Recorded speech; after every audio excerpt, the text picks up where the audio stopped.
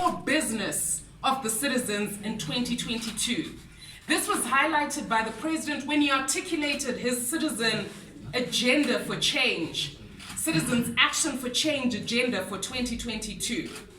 And so we continue to make the following demands. ZEC has to act constitutionally, lawfully, neutrally, with integrity, or it must be disbanded.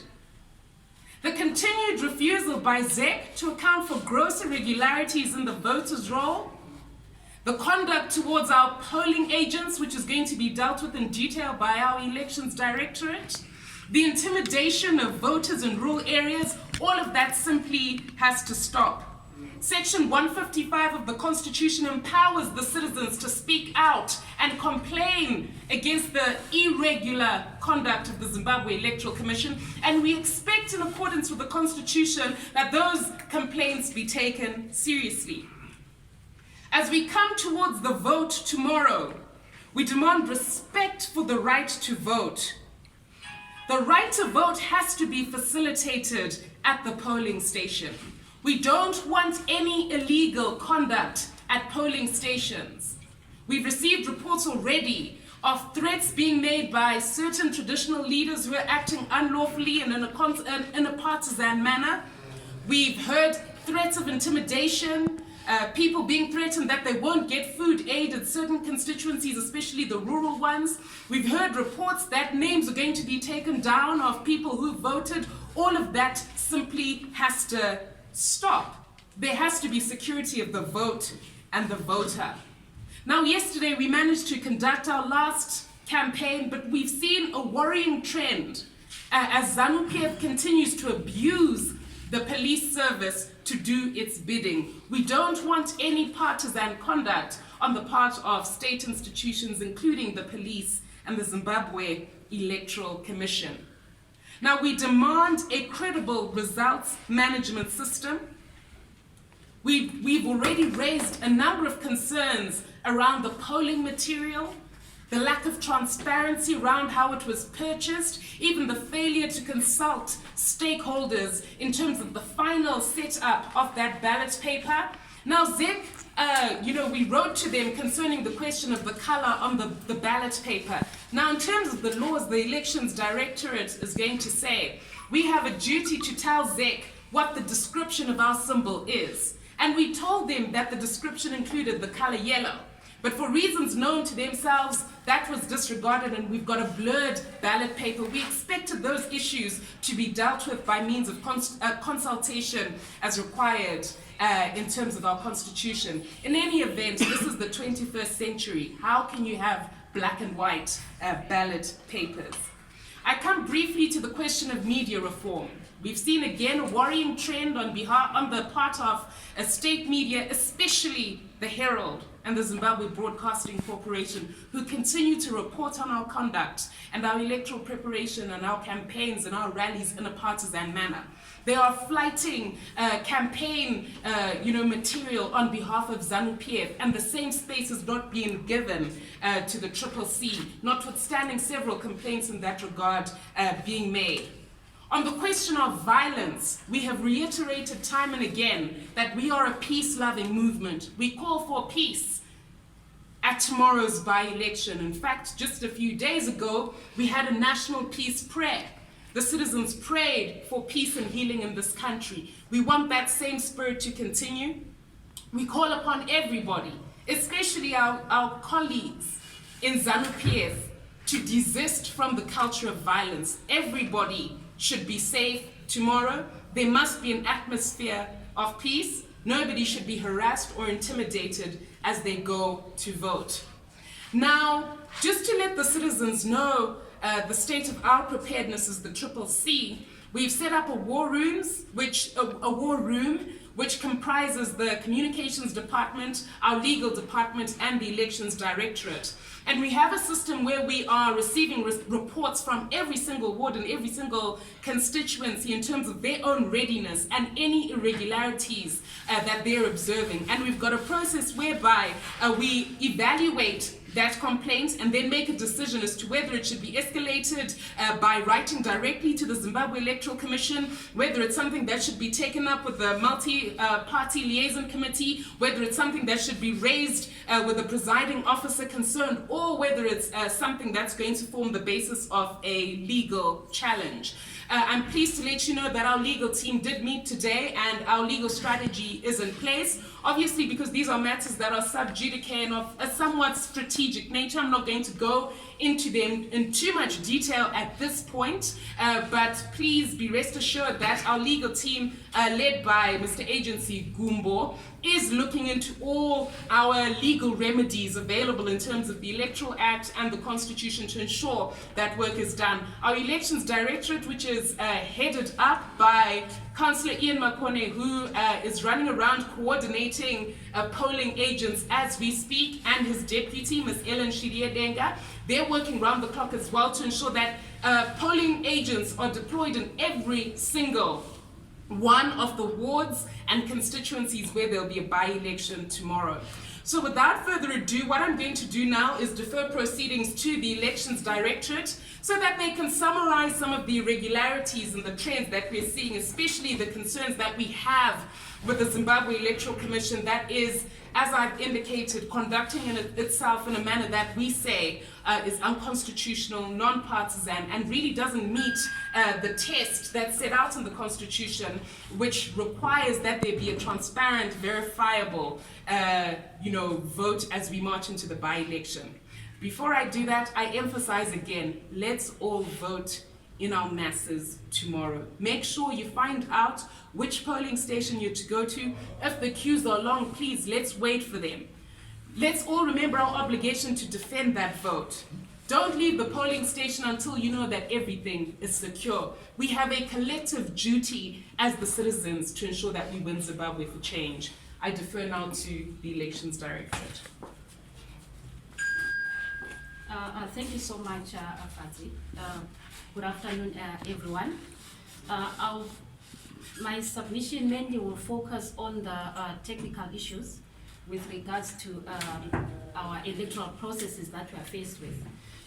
Firstly, there's the aspect of the voters' roll. Of course, I won't dwell much into it because it's one issue which is under legal proceedings. But what we have done so far, as some of you might be aware, on Monday we had engagement with ZEC, and the voters' roll issue was also came up. We were asking ZEC to say, ZEC, which voters' roll are you going to use on the day of election? Because the voters' roll that we analyzed together with Pachedu, there were certain discrepancies, and that voters' roll also were given to our candidates upon their nomination. So when we spoke to ZEC, they said, okay, we'll come back to you. They wrote back to us same day for the first time because they've never been responding on time. We got their response to say the voters' roll that will be used on the day of election will be the one that will be given to candidates. And today they also tweeted to that effect. Yes, of course, that is the issue. But for us as the CCC, we're mainly worried because there were discrepancies that we noted there. So what we are saying is that ZEC, by its own admission, have indicated that the voters' roll that is currently in place has got discrepancies and it's not accurate. And as we speak right now, because one of the issues that we raised with respect to our analysis was the fact that people were moved from various polling stations where they've been voting in the previous election. For example, I was just been talking to our DO as I was coming here. He was in airport. We've got quite a number of people that have been moved, and they don't know where their names are as we speak. So that is the trend throughout the country. To say, Zek, but some people were even moved from their own, from their own constituencies to other constituencies. And remember, we are operating under a delimitation delimitation boundaries that were set in 2008. So what it means is that ZEC has gone beyond those boundaries. So those are some of the discrepancies that we noted. And clearly, by his own admission, like you're saying, ZEC has admitted they have given us a defective voters roll. And this is why, as the CCC, we're demanding to know which voters roll are going to use. And there's also the recurring issue of our polling stations. As some of you might be aware, the law is clear to say that, before anything is done, before any changes are done to the polling stations, there has to be consultations with the political parties that are contesting. And after that, those polling stations should be gazetted. But that was not done. This is why we are currently faced with a lot of chaos. For example, I can give you an incident here in Harare, Ward 41. Where our candidate, councillor there, they said, there's a traditional polling station, open space tent in 10 World North. It has always been there. And according to the, to the distribution list of ballot papers, that polling station is there.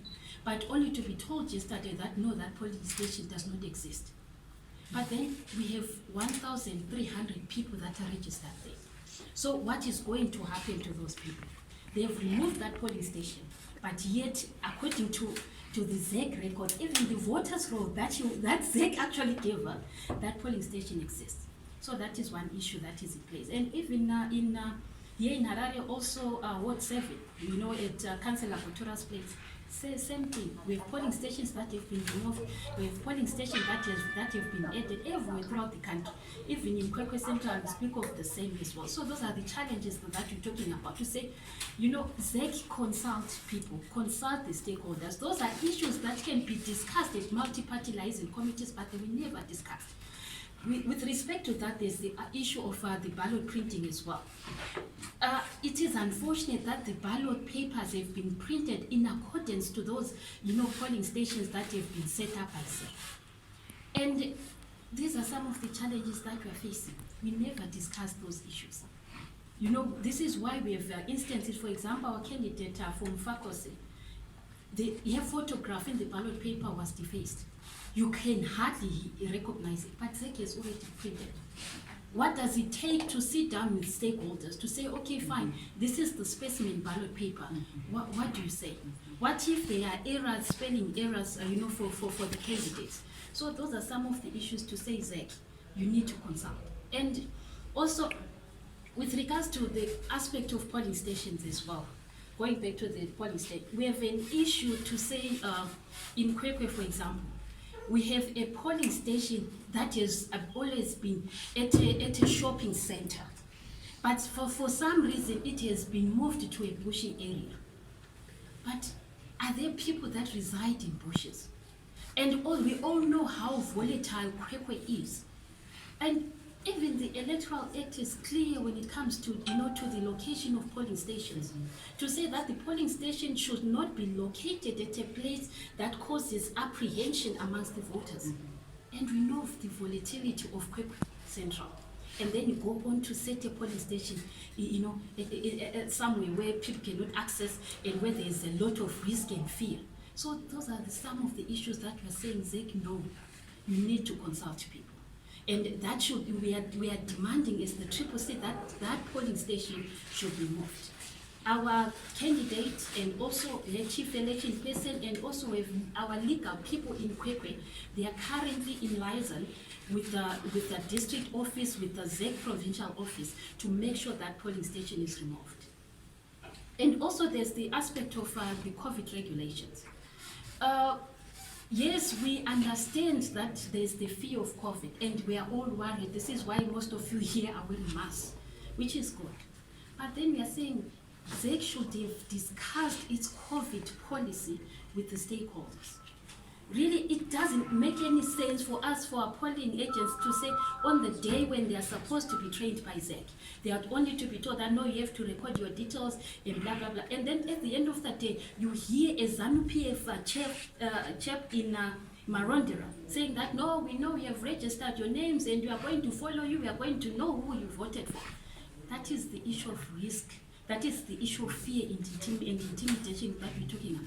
But in the event that ZEC had discussed with stakeholders as a multi-party liaison committees, even at national level, then we'll have allayed those fears amongst our people. We have also put up, stopgap measures to ensure that, the process of registering voters and polling agents would not be violated or not be taken advantage of to actually, to secure unnecessary political scores. And then lastly, there's the issue of fear and intimidation. I won't say much because Fadzi has already spoken about it. We are getting a worrying trend with regards to our polling agents. Particularly, you go to Marondera Central, Marondera East, Murewa South, and also Mwenezi South.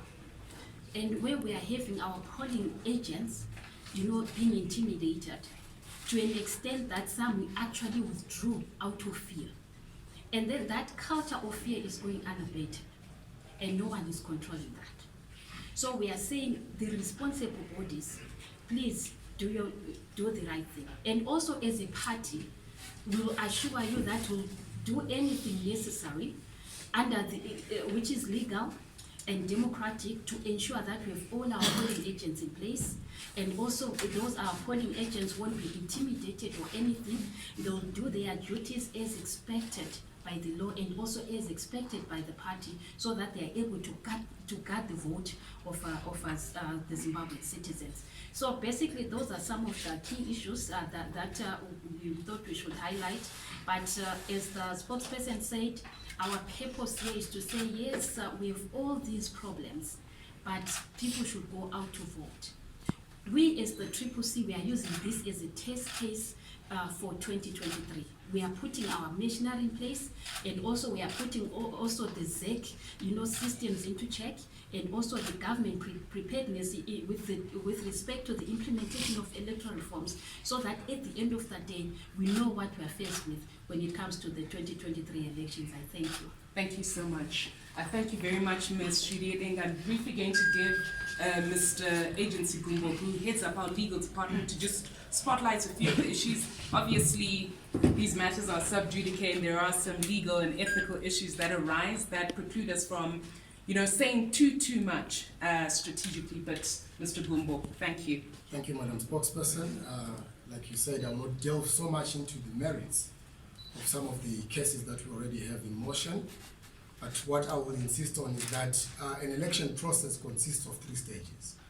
There is the pre-election process, or the pre-election phase. There is the during election phase, and then there is the post-election phase. And already as a party, we have witnessed serious irregularities with the pre-election process, and we have not sat on our laurels after we've witnessed this. We have written to ZEC, we have made contact with ZEC, we have highlighted all our contestations with ZEC. ZEC has responded, albeit arrogantly. Hence, we have then decided to take up the matters with the courts of law to ensure that we enforce every citizen's right to a free election, to ensure that we enforce our right to a fair election process. And we must say that the evidence that has been gathered up to now will constitute part of our greater petition, even post the election process, to ensure that come 2023, as has been already alluded to, this is a litmus test. Come 2023, we want to ensure that there is a free and credible electoral process. Otherwise, ZEC must disband. And we are going to pursue this, not just by coming to make noise about it on the public platforms. We are not pursuing this by making political statements, but we're also going to pursue this and ensure that we visit the corridors of legalism to ensure that there is observance of the Constitution, and also there's the observance of the rule of law, and that ZEC operates within the parameters of its obligations and parameters of the Constitution and the law. Thank you very much. Thank you so much. So I think all that remains is for me to ask whether there are any questions. As usual, just indicate your name, the media house you come from, and then you can ask your question. Yes. My name is Lovejoy from 26 Richard.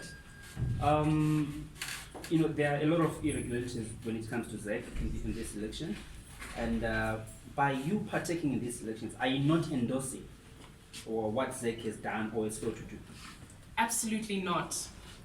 We have placed it firmly on record that there are huge irregularities.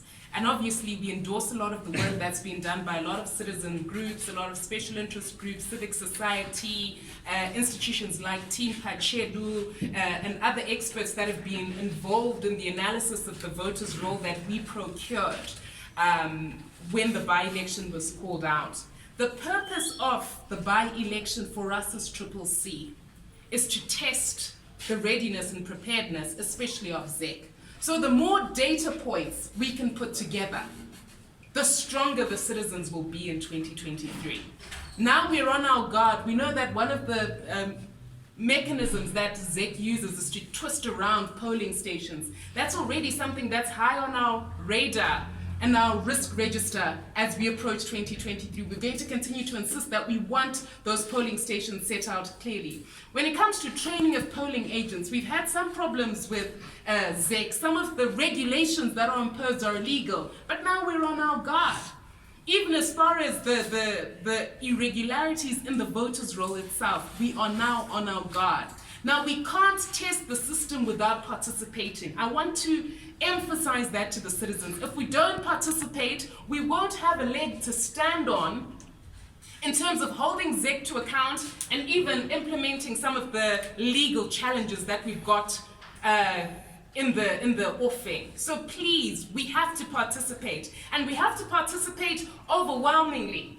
Because the information we get out will be most useful if we've got a lot of it. The more voters that come out, the more information we have to sample and to comb through as we prepare for 2023. So make no mistake, everybody has to come out to vote tomorrow.